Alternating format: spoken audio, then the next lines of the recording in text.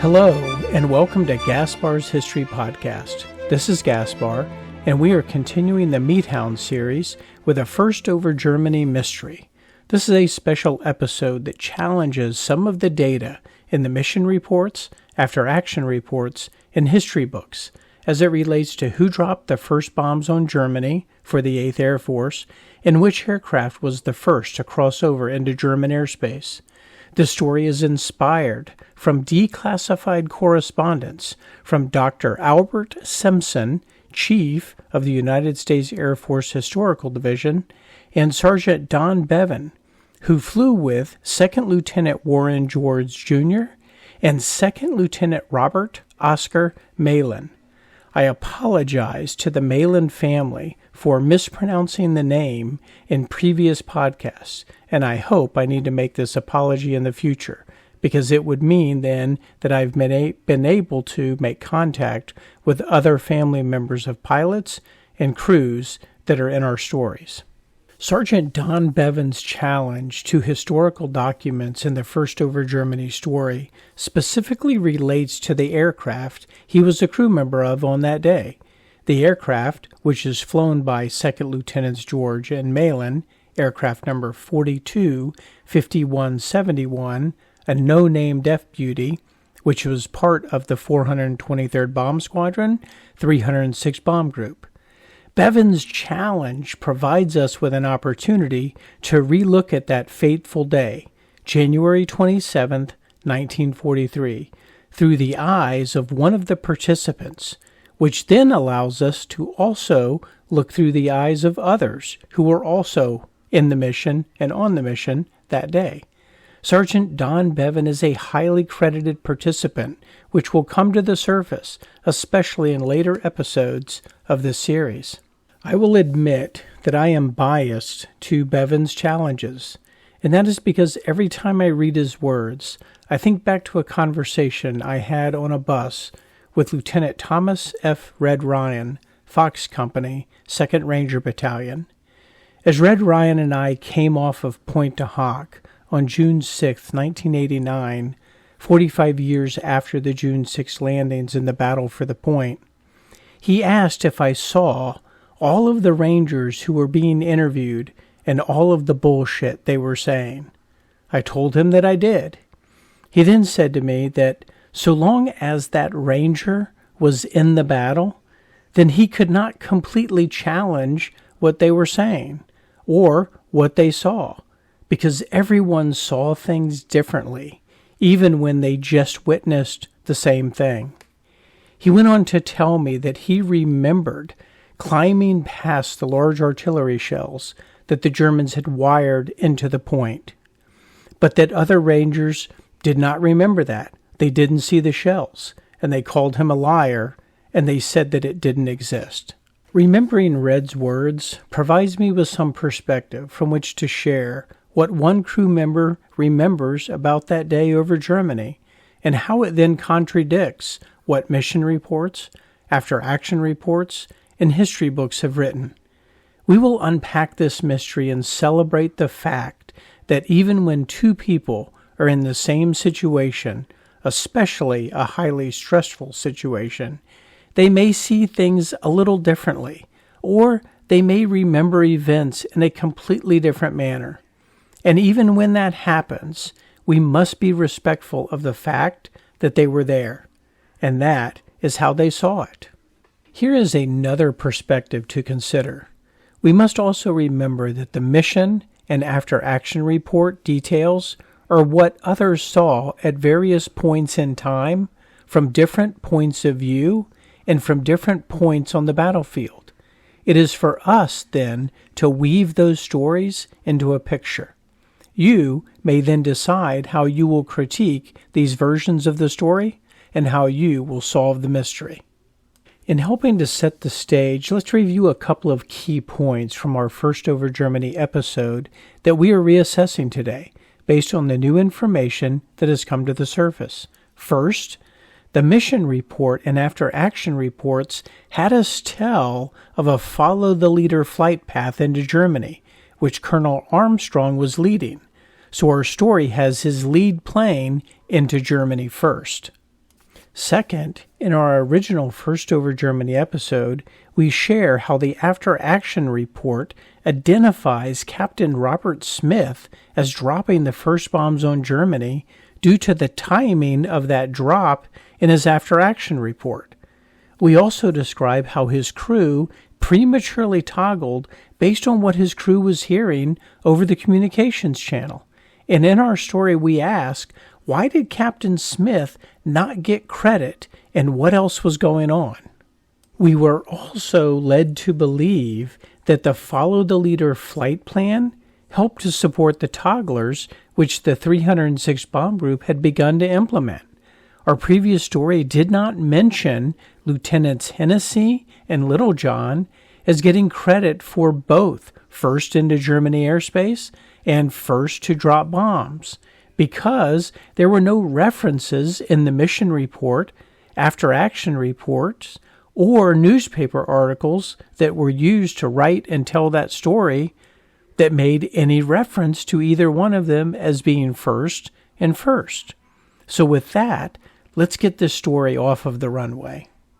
Let me highlight some of the new characters in this mystery and highlight a couple of others so that you may be familiar with them as we go through Sergeant Bevan's version of the events. There are two arguments that we are trying to solve. First, who was piloting the first plane over Germany? And second, which plane dropped the first bombs on Germany? Dr. Albert F. Simpson, Chief, United States Air Force Historical Division, and a graduate of Davidson College. Did you hear that, Patrick? Another famous alum. He also held a master's degree from Vanderbilt University in history. He taught pre-flight instructor school at Maxwell Airfield, and then he served as a historian for the Mediterranean Theater of Operations for the United States Air Force before he became the United States Air Force Chief Historian in 1946. Hopefully you've heard the name Staff Sergeant Donald Bevan, waist gunner with the 423rd Squadron, 306 Bomb Group. He's been mentioned in our stories, and he is an artist, an author, and a playwright. Next up is a character, and one that I may have to weave into future stories, especially as it will relate to Don Bevan. His name is Sidney Cy Bartlett, movie producer and part of the United States Air Corps, and a very good friend of Colonel Frank Armstrong. Let me now introduce you to Mr. Elbert Clifton Daniels, managing editor of the New York Times, and who is married to Harry Truman's eldest daughter, Margaret. He does not have a big part today, just a reference, but because of his influence and position, I thought I would introduce him, plus it adds to this crazy story. Lastly, Walter Cronkite, field reporter for United Press, and whose tagline usually said, "Somewhere in England." After World War II, Walter would become one of, if not, the most famous reporters and evening news anchors of all time, when there was such a thing, of course. Okay, those are some of our key players or new players in this mystery, but note, our regular flyers and crews are intertwined all through our story. So, if there are names and planes you are looking forward to, well, just hold on. The date is January 27th, 1943, and we are in Thurley, England, home of the 306th Heavy Bomb Group and the 423rd Heavy Bomb Squadron. Earlier in the month, the 306 Bomb Group replaced their beloved commanding officer, Colonel Charles Overacker, Jr., with Colonel Frank Armstrong, Jr.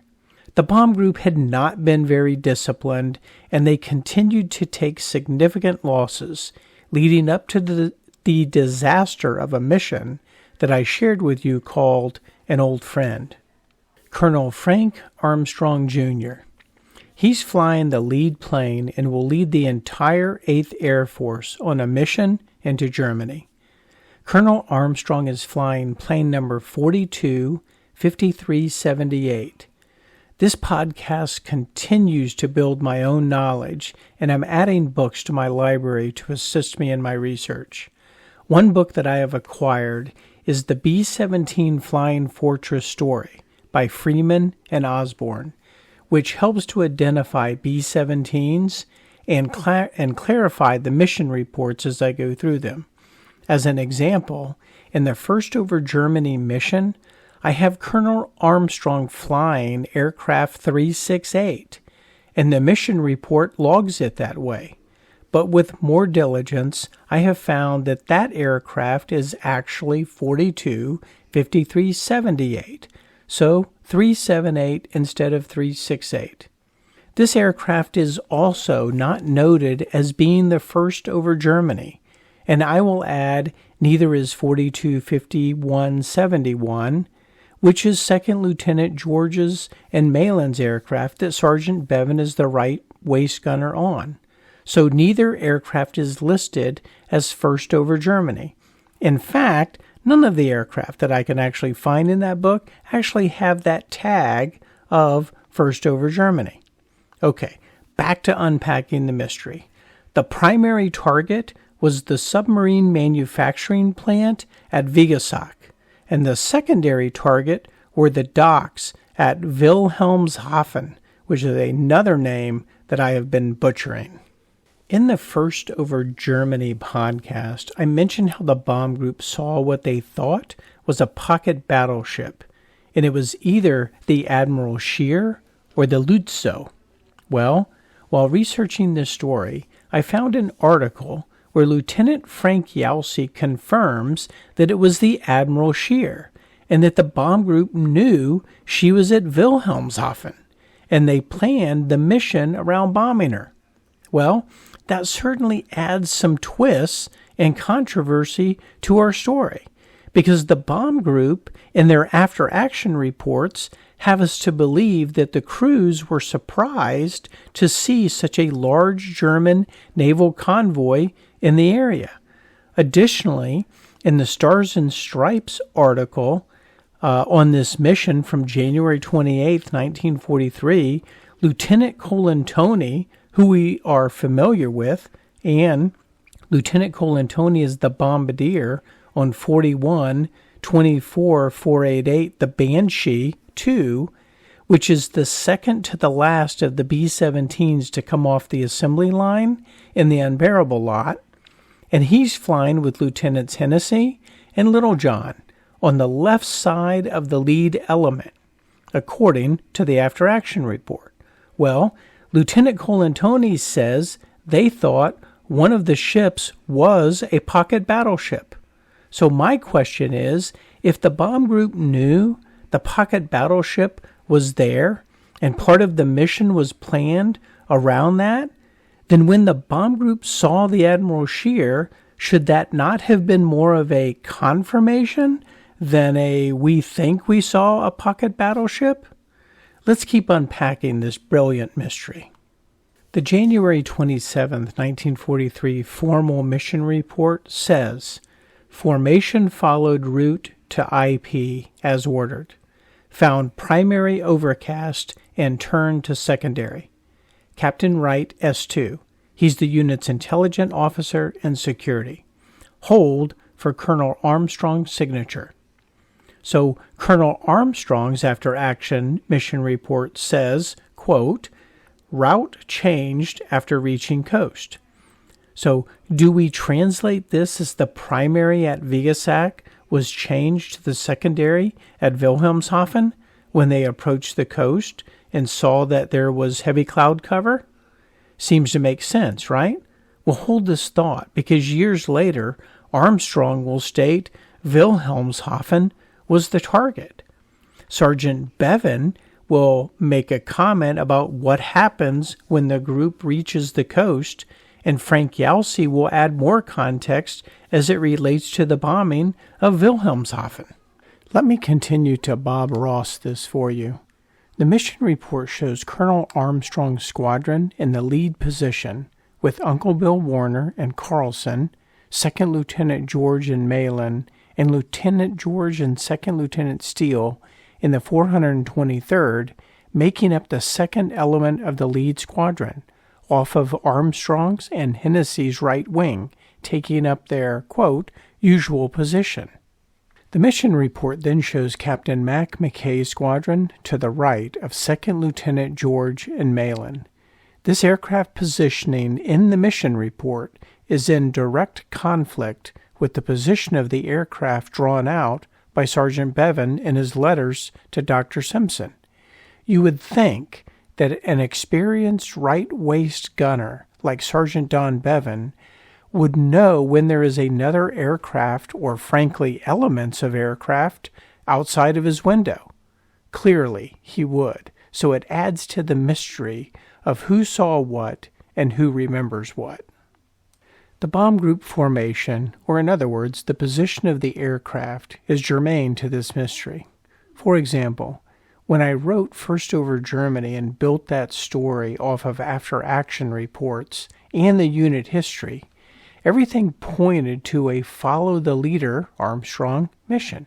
In fact, even the 369th Squadron, the unit for which Hennessy and Littlejohn were members of, records Armstrong as First Over Germany. As you will see, that then is in direct conflict with the pilots that actually get credit for being First Over Germany. Not until I saw a reference to Sergeant Bevan's letter to the New York Times editor Clifton Daniels and then to Dr. Simpson did the First Over Germany debate surface in my mind, because none of the original history documents that I was looking at referenced anything different. Therefore, I went back to the mission and after-action reports and spent a lot of time rereading and studying them to see what else may be gleaned now that I had Sergeant Bevan's eyes from which to look. This then excited me because of the things I was finding when I was looking for something else. Let's review the individual pilot and S2 reports on the position of the aircraft and compare it to the illustration that I described earlier. Starting with Colonel Armstrong's after-action report, his position is reported as, quote, leading. Pretty straightforward, right? The mission report then describes that Captain Smith is in the number 2 in the lead element, which would put him over the right shoulder of Colonel Armstrong. But in the after-action report, Captain Smith says he's in the second position of the second element. So we are 2 planes in, and we already have a dispute on who was where. Lieutenant Hennessy's after-action report then says he is actually in the number 2 position of the lead element over Armstrong's right shoulder. Lieutenant Check then says he's in the number 3 position of the lead element, and that matches what the mission report drawing shows. It's now time to rely on an old friend. Uncle Bill Warner is leading the second element of the lead squadron, which is the 423rd Bomb Squadron. But Warner does not name his position in the after-action report, but rather he draws a diagram on his report. The diagram places Warner and his element centered behind Armstrong, Hennessy, and Check, literally stacked up behind them, making a second pyramid. Lieutenant George and Malin, they report they're flying the number 2 position in the second element, and Lieutenant Jones and Steele, they report that they're flying their number 3 position of the second element, quote, as usual.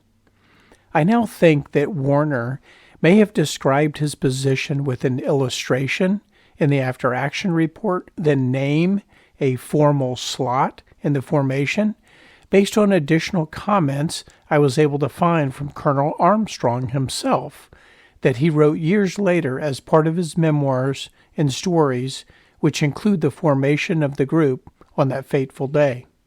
Captain Mac McKay, who we know well, is a highly respected pilot, so that adds to the complexity of this story. He states that he is leading the second formation. Lieutenant Reber, he simply states he's flying the number 2. And Lieutenant Buddenbaum, he then writes that he's flying the number 3 in the second squadron. Lieutenant Buddenbaum helps us out here by naming Captain Mac McKay's unit as the 2nd Squadron, and that makes sense.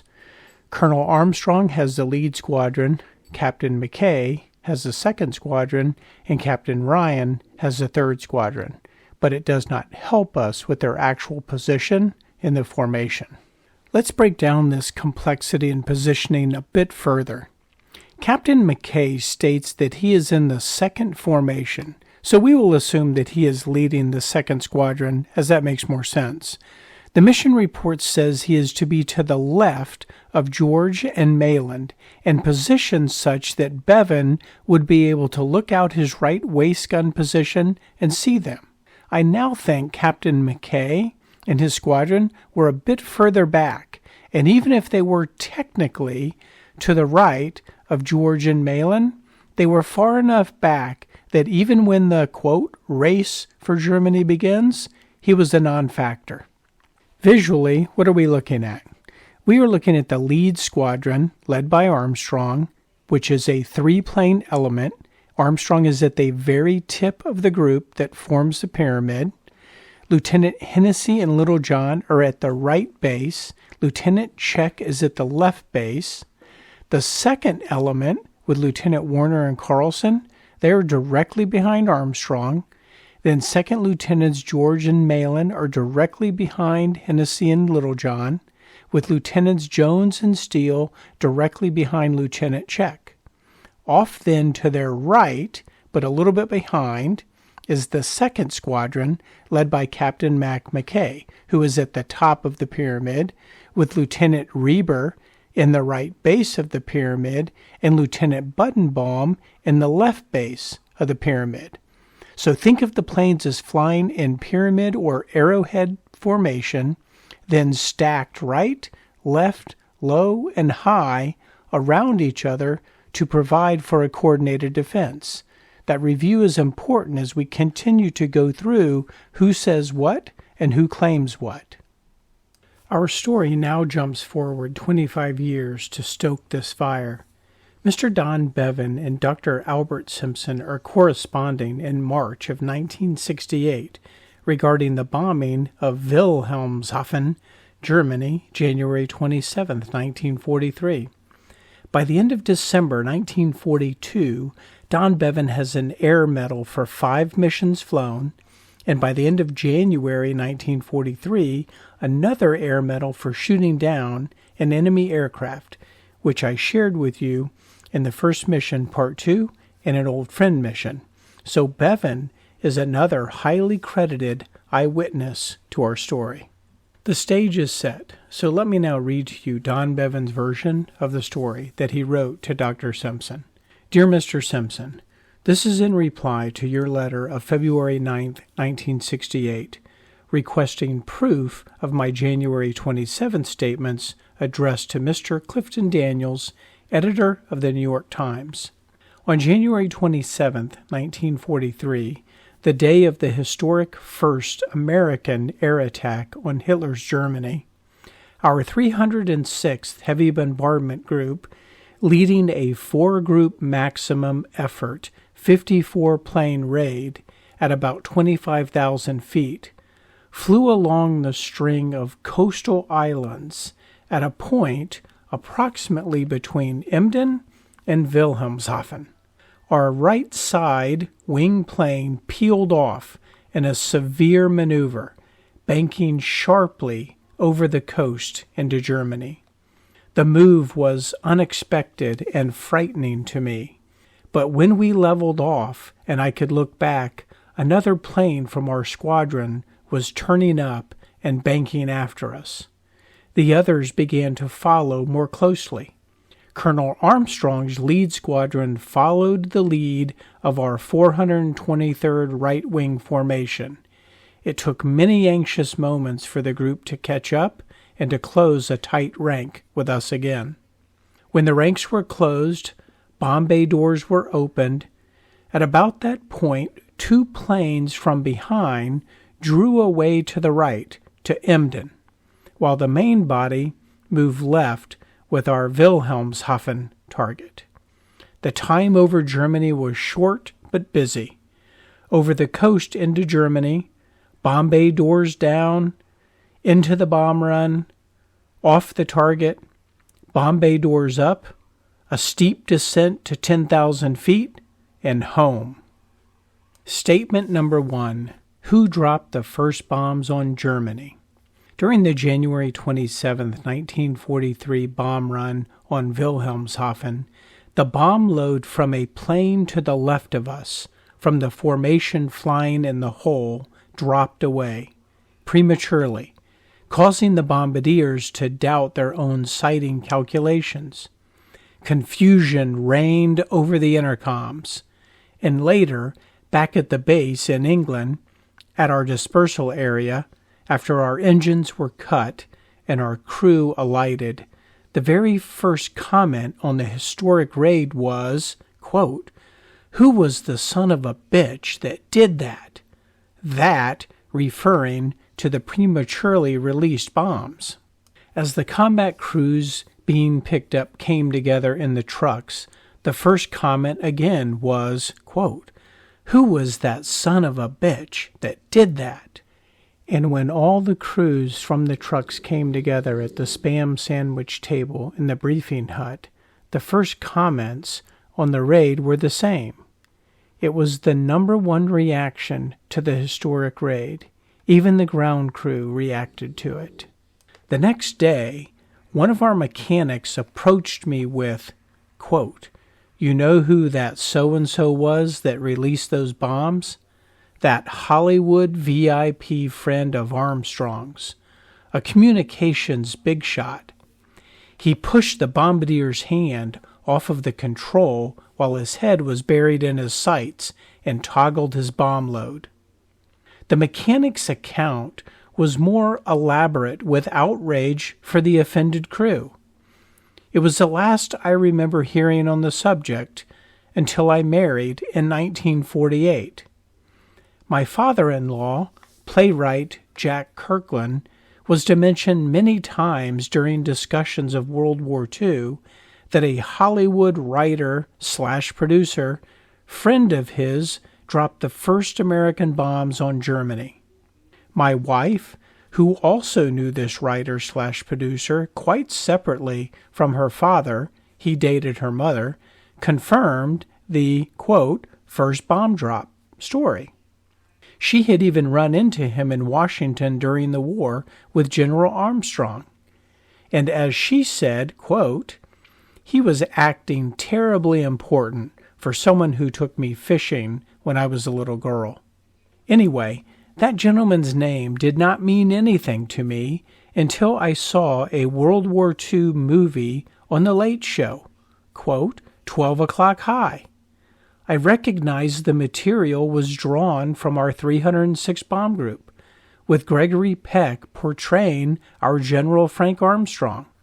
I even recognized my own character, the young, clean-cut, naive ground sergeant who was treated by the general as sort of a mascot. He stows away on the first German raid, remains on combat, and is eventually shot down at the climax of the film in a plane flying off the general's right wing on the first Bremen raid. The film credits showed that Bernie Lay Jr. and Cy Bartlett were the authors. Cy Bartlett was the name of the writer/producer my father-in-law had always mentioned in connection with the first German bomb drop. I called my mother-in-law, the late film star Nancy Carroll, who had dated Bartlett for a time. I asked her to tell me about him. The first credit from her lips was, quote, "Cy Bartlett dropped the first bombs on Germany in World War II." "Who said he did?" I asked. "He said he did, and it was in all of the columns." Statement number 2. Who piloted the first plane across German soil? My count of the number of planes on the big maximum effort was 54. I have read elsewhere that it was 55. Within this figure range, then, 4 groups on the raid would figure to approximately 14 planes to a group, Let's be generous and make it 16 planes to a group, 4 planes to a squadron, or even 18 planes. With the formations we flew, there would be only one outside wing plane on either side. Strengthen it beyond 18, and the extra planes would bury themselves in the inside of the formation first, not the outside. At this point of the letter, Bevan includes an illustration of the formation that day, which differs from the mission report sketch.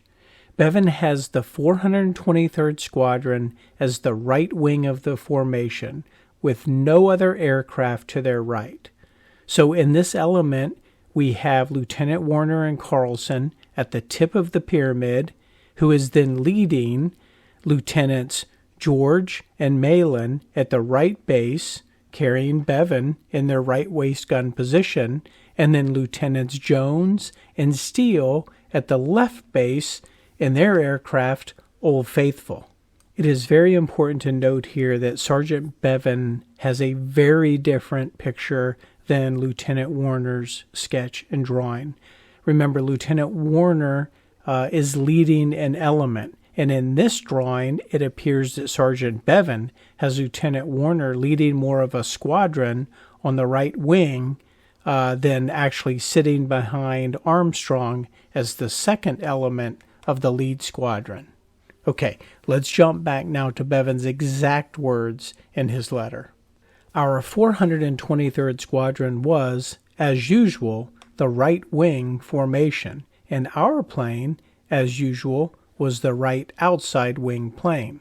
The Simon & Schuster publication, Target Germany, the Army Air Force's official story of the 8th Bomber Command's first year over Europe, page 63, in historically recording that, quote, pilots of several of the winged ships which had skirted the islands as the formation swung along the coast, end quote, on that first Reich raid, supports my statement that Colonel Armstrong's lead plane did not cross over German soil first.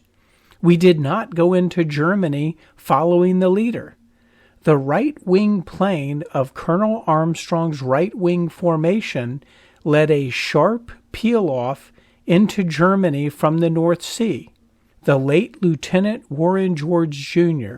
of Palestine, Texas, was the pilot of that leading wing plane.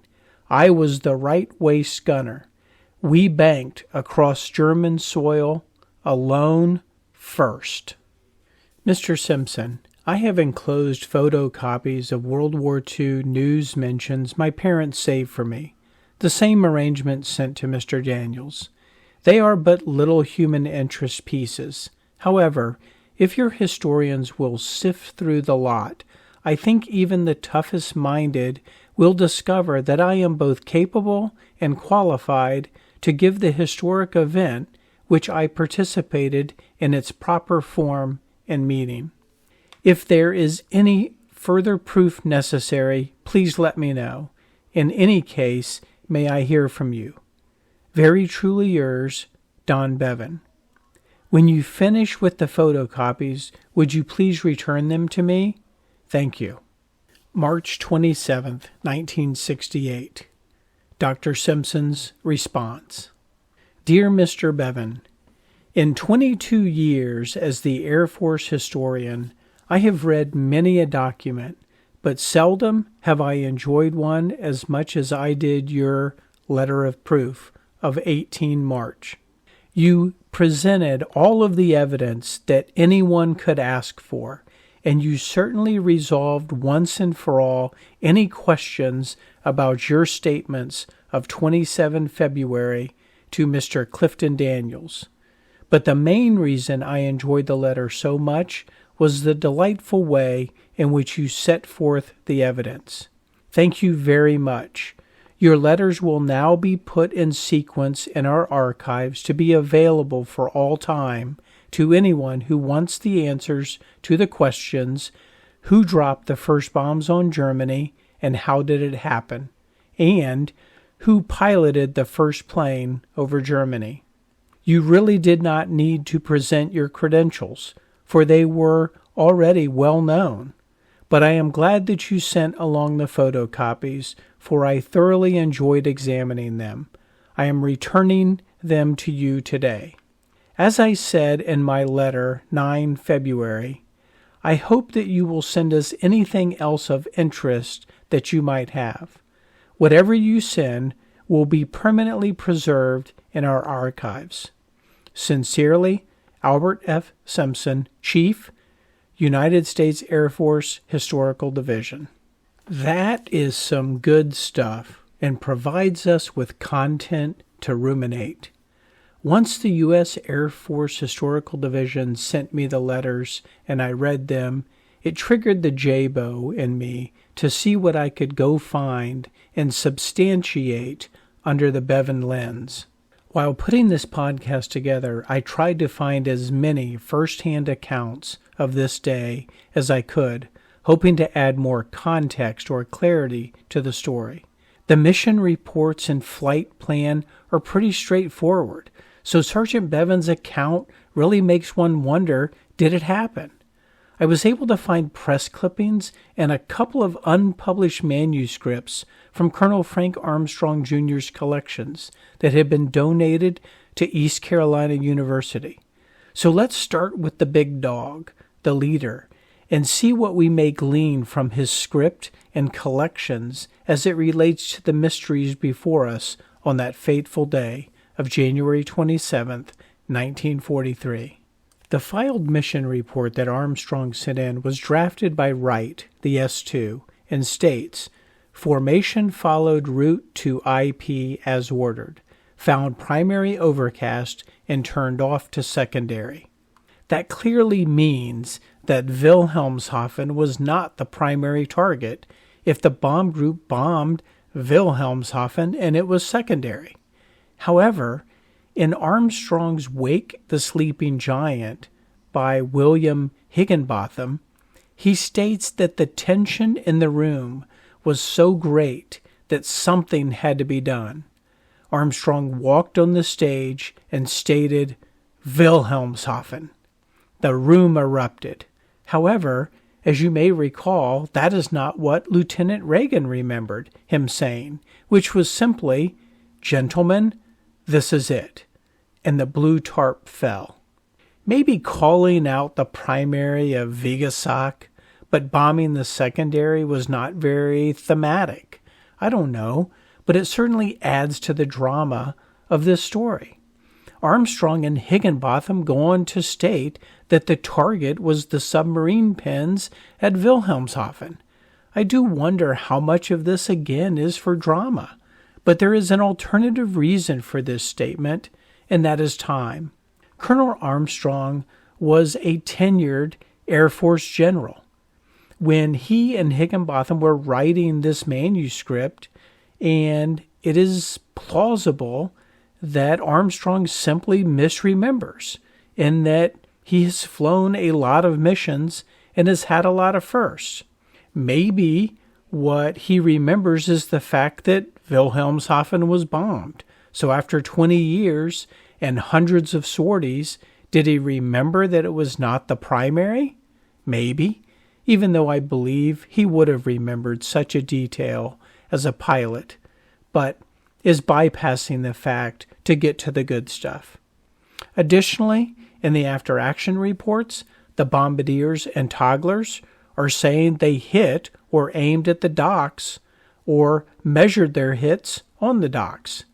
In Armstrong's after-action report, Lieutenant Yalsey reports the bombs were on the right of the right slip, just like we heard in our First Over Germany episode. I suppose that can also refer to a submarine pen, but it feels more like the docks to me. I know docks are not as sexy as submarine pens. Muddling through the after-action reports again just to make sure all of the references are to the docks and the slips, and they do. Colonel Armstrong then feeds us more nuggets of information about this mission. He describes how this mission was a little different and that they would fly out to the North Sea at a lower altitude, then cut back at high altitude and head to the target. I'll throw this in for context. Colonel Armstrong also admits that he was nervous. That does provide us with a little more insight into the character of Colonel Armstrong. He was a tough man, and in this instant, he is admitting that he too was nervous, which means he was human. The 306th launched their aircraft and made their way to the assembly point where they collected the other bomb groups, and then they headed out to sea at 500 feet. That is some low-level flying. He then makes a very important and interesting comment that adds to the details and the complexity of this story. He states that it was a beautiful spectacle, and all around them formations were jockeying for position. When I read that, it gave me the vision of squadrons and elements fighting for the best slots. And if that was the case, you may throw the diagram in the mission report out the window, as it was a draft of what was expected and not necessarily what actually occurred, with the commanding officer stating as much, which then adds more credibility to Sergeant Bevan. It also makes Lieutenant William Warner's diagram much more important, because his drawing is not what was supposed to be, but rather what was. But that drawing also contradicts Sergeant Bevan's. But what if in the jockeying for position, the 423rd Squadron reverts back to their usual position? I'm on the edge of my seat, wondering what I'm going to find next. Let's keep digging. Colonel Armstrong brags on how strong the defensive position was and how much trouble the Hun would be if they were to make a dive-in attack on the squadron when they were at 500 feet, because they would be unable to dive past them. That comment, which we have discussed in previous mission, An Old Friend, gives us a little confirmation boost from our previous stories. I'm throwing this in at no extra charge. I saw several references in Armstrong's memoirs where the Germans are referred to as squareheads.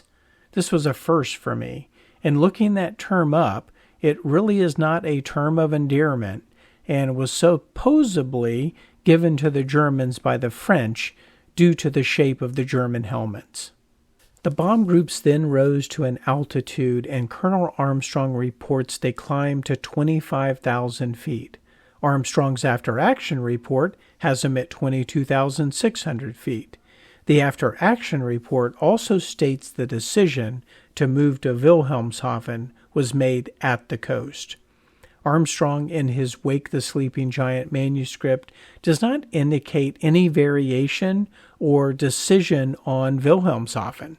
He simply states, or he simply stays on point, that the target was always Wilhelmshaven.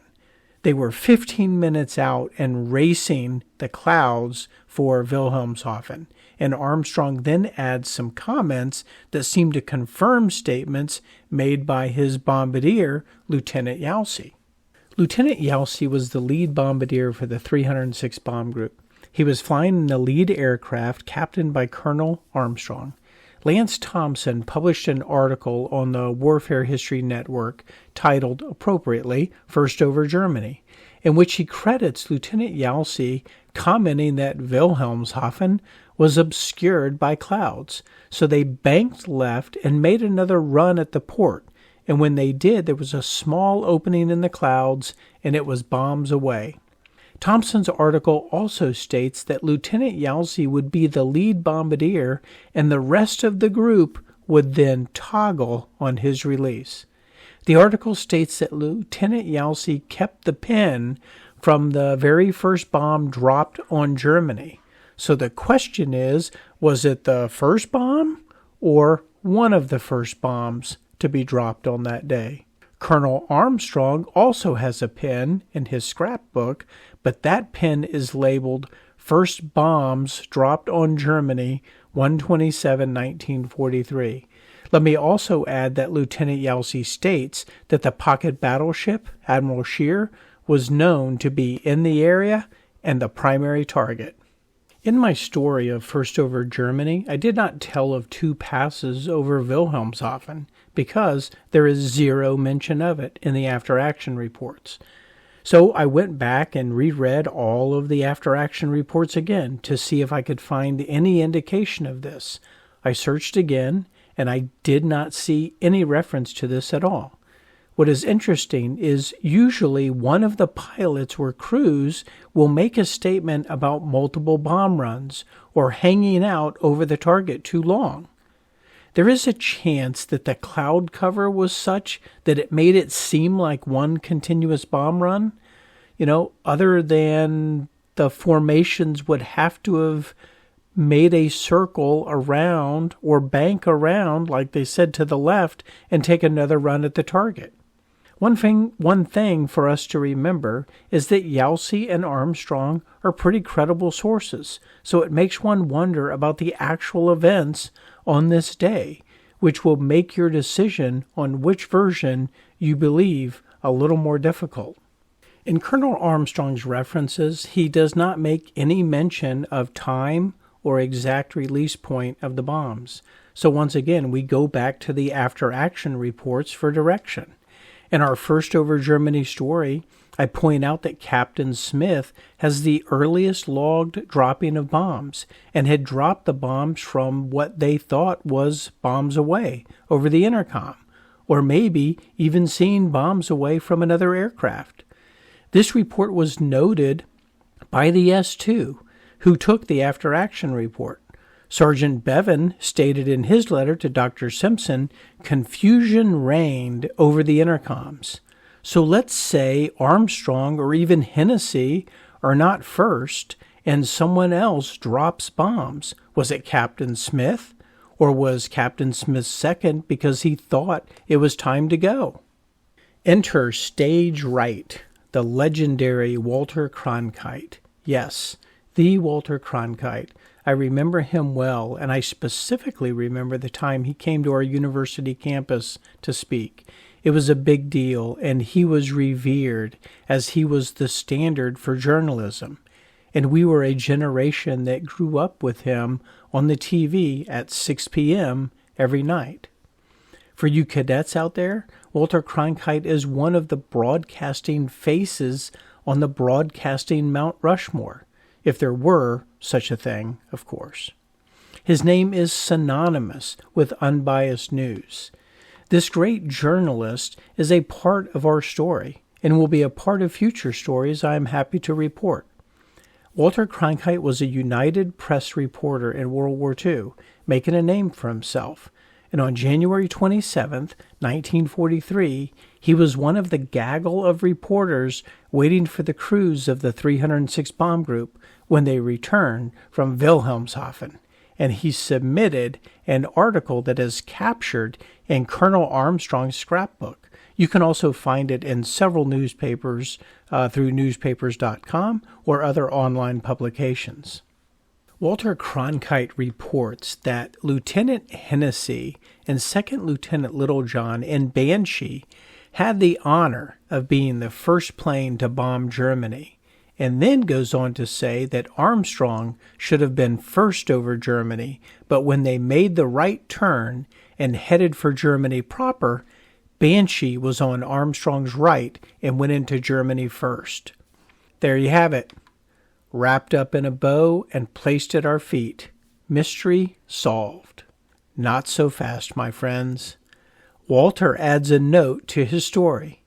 He states that while Banshee drew official honors of first into Germany and first to bomb Germany, that actually an unidentified bombardier dropped first, and that man will likely go unnamed because they dropped their bombs as soon as they crossed German territory.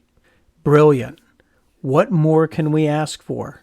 This is better than finding a quarter under the cushions as the ice cream truck makes a turn onto Ponderosa Avenue and it's 95 degrees outside. Does this mean that Walter Cronkite has now affirmed what Don Bevan was saying years later in both of his statements? Maybe. Interstage left. Sidney Cy Bartlett, born Sasha Baranev. He was a Ukrainian-American author, screenwriter, producer of Hollywood films. In Sergeant Bevan's letter to Dr. Simpson, Cy Bartlett's name is mentioned as getting credit for toggling a bombardier's bombs as they crossed into Germany. Bartlett is a good friend of Colonel Armstrong and is on the staff of the 8th Air Force Bomber Command as an intelligence officer. He is not listed in any loading chart that I can find, and other than the 306th and the 303rd, the loading reports are nearly non-existent. So if anyone knows where other loading reports may exist, please message me, as I would love to know. I don't even see any loading reports for the 900 or for the 91st Bomb Group, and that is the home of the infamous Memphis Belle. In my research, I was expecting to find definitive proof that Bartlett toggled the bombs, but I can find none, unless at the end of this story you believe what I have dug up is definitive proof. The most recent sighting of Bartlett is from Air and Space Forces magazine, January 1st, 2011, in an article titled The Real 12 O'Clock High by John Correll, where he states that Bartlett made his way onto an aircraft and allegedly talked his way into toggling the bomb load. Maybe Mr. Correll read the same letter we did. I then tried to play out the angle of Sergeant Bevan's mother-in-law on her comments where she states it was in all the columns. It was not, because I couldn't find any in any columns. What I did find while I was looking for something else was a counter-argument, which is that Cy Bartlett is credited with dropping the first bomb on Berlin by an American when he flew with a British crew in a Lancaster bomber and dropped a 4,000-pound cookie on Berlin. So do you think that Bevan's mother-in-law may be confusing the first to drop on Berlin with first over Germany? I certainly do. But even if there is confusion, Bevan, Bevan's wife, and his father-in-law are all still clear that it was Cy Bartlett. And then Walter Cronkite makes a reference that the same event occurred, which again adds to the credibility of Sergeant Bevan's statements. I also looked through Colonel Armstrong's scrapbook, hoping to find the reference or a news article or even a note from Bartlett saying, "Thank you," but I found nothing. There is no reference to Cy Bartlett dropping the first bomb. Cy Bartlett signs the scrapbook, but makes no comment about it. And in Colonel Armstrong's memoirs, he also makes no mention of this. Let me share this. What Colonel Armstrong does mention in his memoirs is how Hank flagged him down on the runway as he taxied for takeoff. He stopped the aircraft and the waist gunner pulled Hank in the aircraft, and Hank was carrying a toolbox. The best I can tell is that this Hank is Hank Bordelon, a friend of Armstrong's from London. At the end of the day, and it is at the end of the day when I'm writing this and recording it, I cannot find any reference to Cy Bartlett being on any aircraft. But he was a friend of Armstrong's, and there were a lot of passengers trying to get rides that day, so it is highly probable that that occurred. And to read how the commanding officer stopped his aircraft during his taxi approach to let a man running down the tarmac carrying a toolbox on the plane, well, then nothing is impossible. Let's also not forget that Cy Bartlett took a ride on a British Lancaster just so he could be the first American to bomb Berlin. What if, and it fits, Cy Bartlett was the first to do both? It would be nice if we were able to note that for history, and we are certainly building a case. Let's continue the mystery by taking a closer look at the right flank of the bomb group so that we may ponder Bevan's claim of the first pilot into German airspace.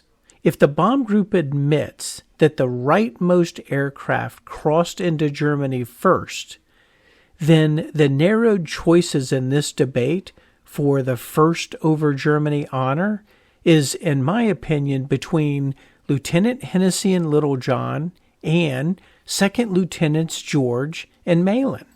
But, and this is a big but, and I like big buts, I cannot lie, that is if Captain McKay's squadron is somewhere else or further back on the right wing. I propose that we actually dismiss Captain McKay's squadron from this debate, because there has never been any argument or a note that Captain McKay's squadron was the first over Germany, which then means Captain McKay and his squadron were probably somewhere other than the right, and maybe that occurred when the jockeying for positioning was happening, or maybe they were simply further back on the right and tucked in a little bit behind Lieutenant Warner's element. That may be a stretch and it may not be fair, but there is also no argument from any of McKay's aircraft challenging the claim. If I ever find one, I will add it into the story and we will do this all over again.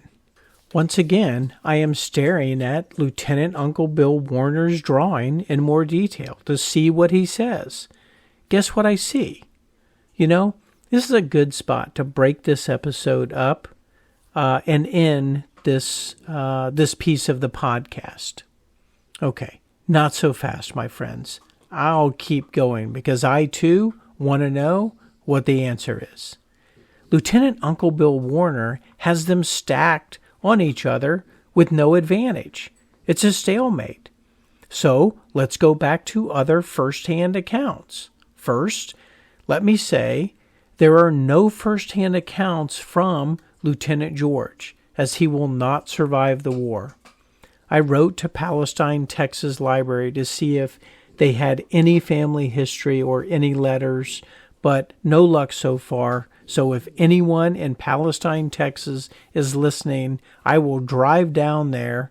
So let's get this research going. I have also reached out to the Malin family by mail, and I got a fabulous response, which was very exciting.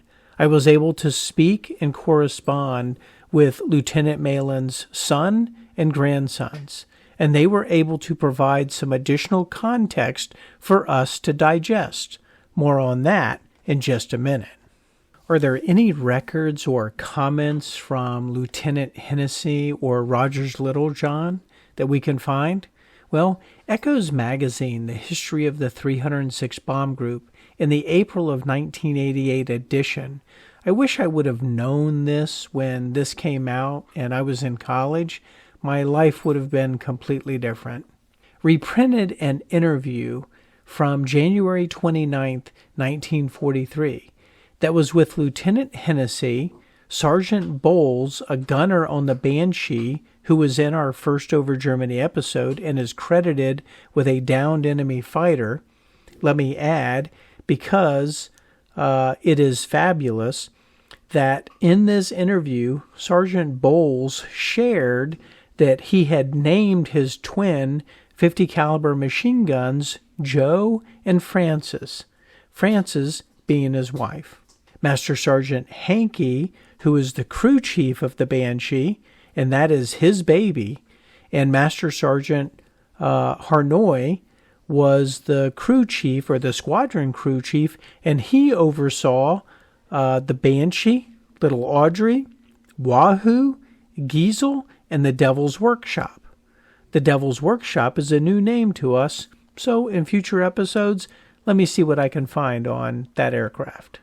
The interview was led by Babe Daniels, a famous American actress, and directed by Lieutenant Colonel Ben Lyon, who was Daniel's husband and who was also head of the U.S. Army Air Special Forces Services. Okay, Bebb says to Lieutenant Hennessy, "I hear you and little Audrey were the first over Germany." Let me interject. You see, little Audrey was Lieutenant Hennessy's regular aircraft.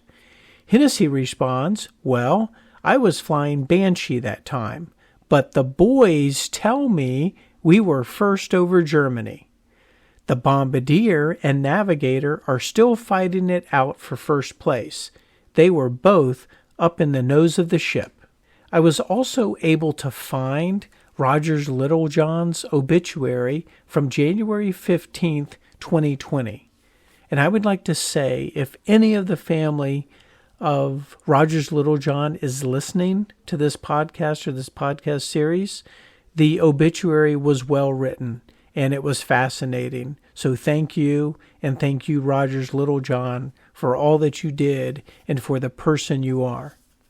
Rogers Littlejohn's obituary does state that it was thought that he and Hennessy were the first into German airspace. Let me add, Lieutenant Hennessy's tombstone states he was first over Germany. So that is pretty clear. He went to his grave thinking he was first.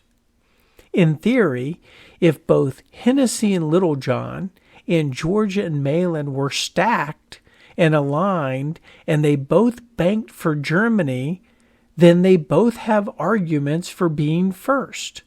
One may argue that Lieutenant George and Malin and Sergeant Bevan are also in a no-named F-Beauty, which may not be as sexy as the beautiful Banshee. I don't think that dog will hunt, but it's fair to put it on the table, especially when Hollywood was integral in promoting the war. In September 1943, when Lieutenant Hennessy had returned home to sell war bonds, he was quoted in the Daily Calumet, his local newspaper in Chicago, where he said his aircraft was first into Germany, and it was luck, and he did not want any credit for it. That sounds to me like he was a pretty modest young man, especially since he was home, out of the combat zone, and hardly a soul to report to other than his conscience. Back to Sergeant Bevan's account, specifically as it relates to the diagram he placed in the letter to Dr. Simpson. Hopefully I can do a good enough job of describing this to you, especially as you think back to the mission report diagram and then to Lieutenant Warner's diagram. Sergeant Bevan places Colonel Armstrong at the tip of the spear at the highest point. He then places the number 2 and the number 3 planes in the right and left base of the lead element. He goes on to illustrate then a second element directly behind the lead element of the lead squadron. Let me add that the second element in this picture is how Lieutenant Warner draws the position of his 3 aircraft on this mission, which again is Second Lieutenants George and Malin, with Bevan in the right waist gun position, along with Steele and Jones in the number 3. Sergeant Bevan, though, in his diagram, places Lieutenant Warner and Carlson at the tip of the pyramid in the 2nd Squadron, at 3 o'clock position to the right of Colonel Armstrong's element. With those pictures in your head, let's go back to Bevan's comments where he states, "Our right outside wing plane peeled off in a severe maneuver, banking sharply over the coast into Germany. The move was unexpected and frightening to me, but when we leveled off and I could look back, another plane from our squadron was turning up and banking after us. The others began to follow more closely. Colonel Armstrong's lead squadron followed the lead of our 423rd right-wing formation. It took many anxious moments for the group to catch up and close a tight rank with us again."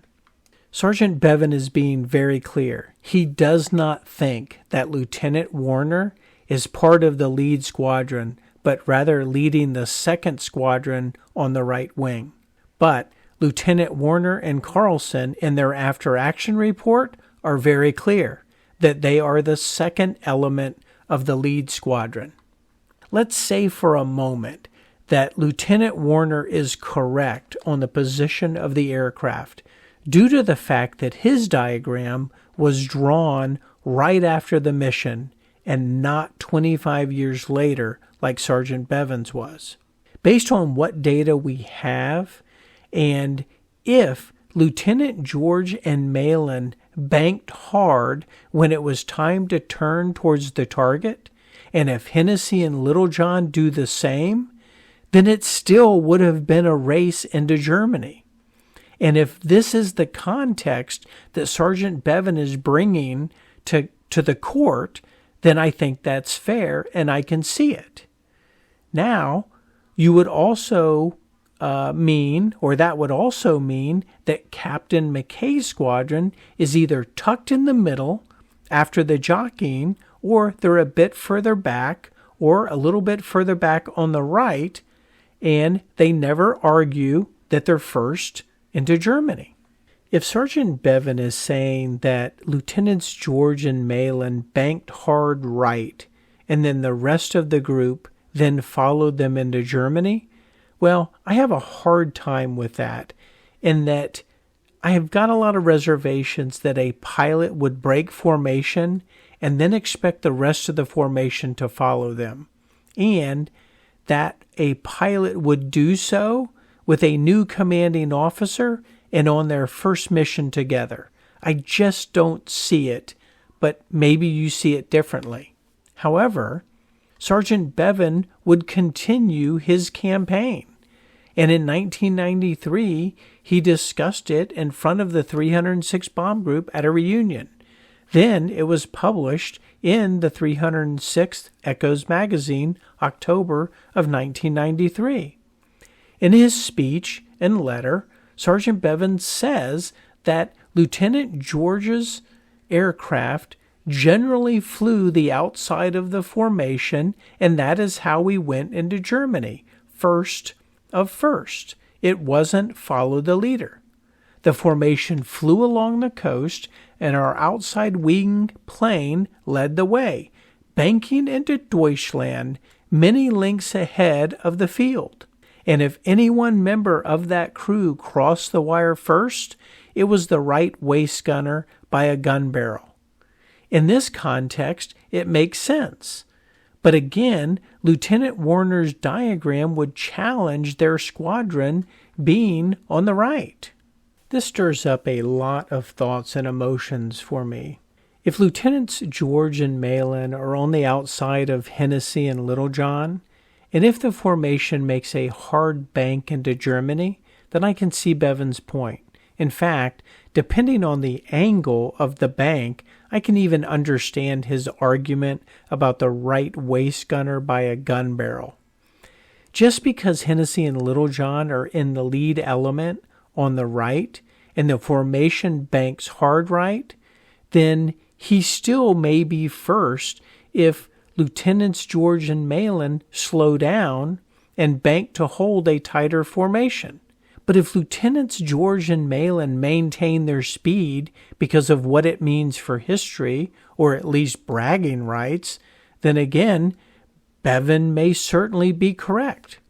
I'm not sold on the right waist gunner being first, but if Lieutenant George decided to hold his speed in the bank, then that also may be supported by the sharpness of the bank that Bevan mentions, along with the many anxious moments that followed since they were out in front and alone. What Bevan is saying may not be completely wrong. What do you think? What are you, or where are you at on this mystery?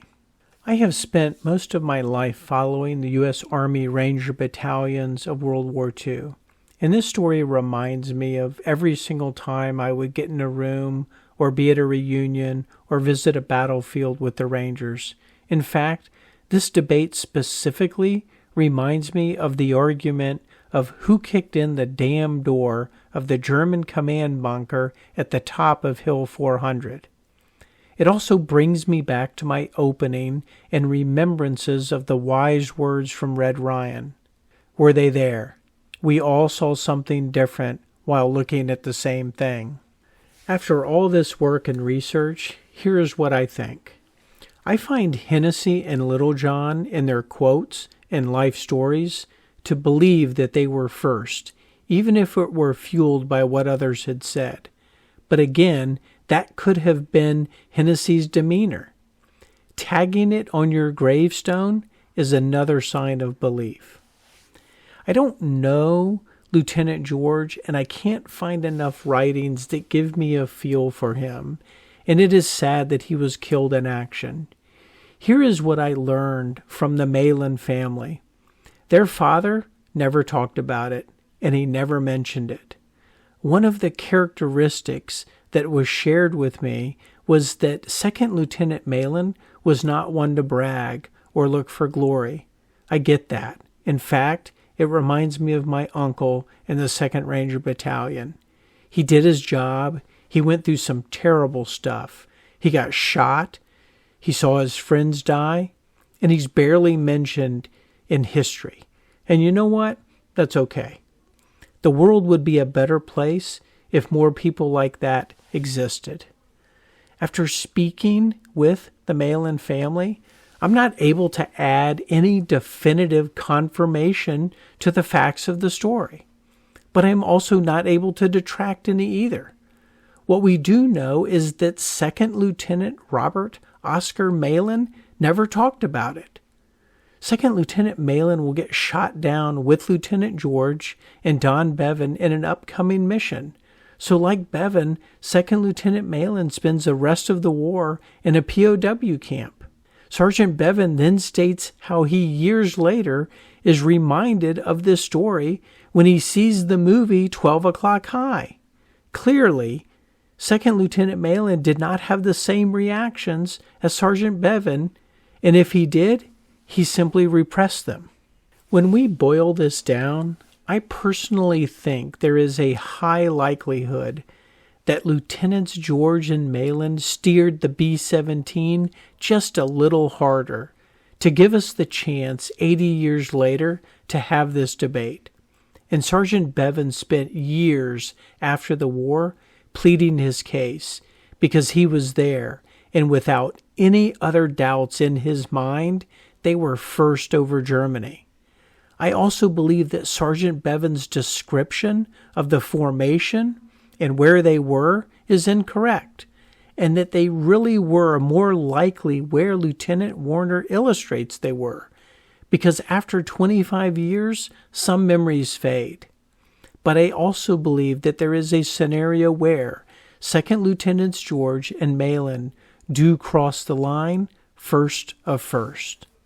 Let's now make a left bank and circle back to the bomb run and who dropped the first bomb on Germany. Clearly, all of the bomb groups and squadrons that flew that day should get credit for dropping the first bombs on Germany. But the mystery we are trying to solve for is who was the first of the first, based on Sergeant Bevan's accounts and recollections. Who do you think it was? Please send me your thoughts. I am ruling out Colonel Armstrong, as he does not seem to contest it, even though reading Lieutenant Yalsey's quotes in Warfare History Network, he may argue that point. I'm having a hard time figuring out how Lieutenants Hennessy and Littlejohn are given formal credit other than the argument that since they were first into German airspace, then the bombing honor would also go to them. That really does seem like a stretch if the rest of the bomb group caught up and reestablished formation, then followed Colonel Armstrong to the target. And not once is there a mention that when the bomb group banked right into Germany, that it was a rat race for Wilhelmshaven. That then brings me back to Cy Bartlett. Even though I cannot find him on a loading list, neither was Hank, but Colonel Armstrong confirmed him in his memoirs, I actually think the best information and logic is that Cy Bartlett did in fact toggle the first bombs on Germany. So then you say, well, what about Captain Smith? What if Bartlett was actually on Captain Smith's aircraft? Again, he's not on the loading chart, and he's not listed as an extra on the after-action report. I do think Captain Smith was probably positioned in the middle of the pack. And if you recall, Sergeant Bevan mentions the bombs came from the left of his aircraft, which puts that first bomb release plane in the middle of the pack. There really is no hard evidence of this. It's just me playing through scenarios and thinking to myself, well, wouldn't that be cool? But what if Bartlett was not on Captain Smith's aircraft, and there is a higher chance that he is not? Then I think Captain Smith drops his bombs when he hears over the intercom a reference to bombs away. And that would then make sense because that would make him a minute or two ahead of the rest of the bomb group as it's logged in the after-action reports. So if Bartlett is on another aircraft, there is absolutely no evidence that I have found which plane that would be.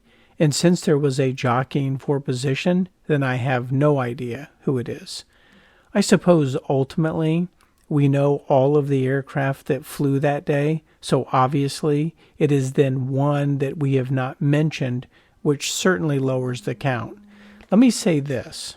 The fact is, it could actually be with another bomb group, and maybe that is why the 303rd Bomb Group does make references that they actually dropped the bombs first. And I may have also seen a reference that one of the B-24 Liberator squadrons also claims to be first. In closing, when I read Don Bevan's words, I hear his passion and his plea that he is a credible witness to the events on that day. When I think back to Red Ryan and his words to me, I can hear Red whispering in my ear, you know, he may be right. I would love to hear from you and would love to hear what you think. Please leave a comment or hit the like button and let's have a conversation. This wraps up Who's On First? The Mystery of First Over Germany. The next episode is a very important mission that takes place in mid-February 1943 and has a devastating effect on the crews of the 423rd Bomb Squadron, 306 Bomb Group. So I hope you will tune in. Until then, just think of the things you may find when you are looking for something else.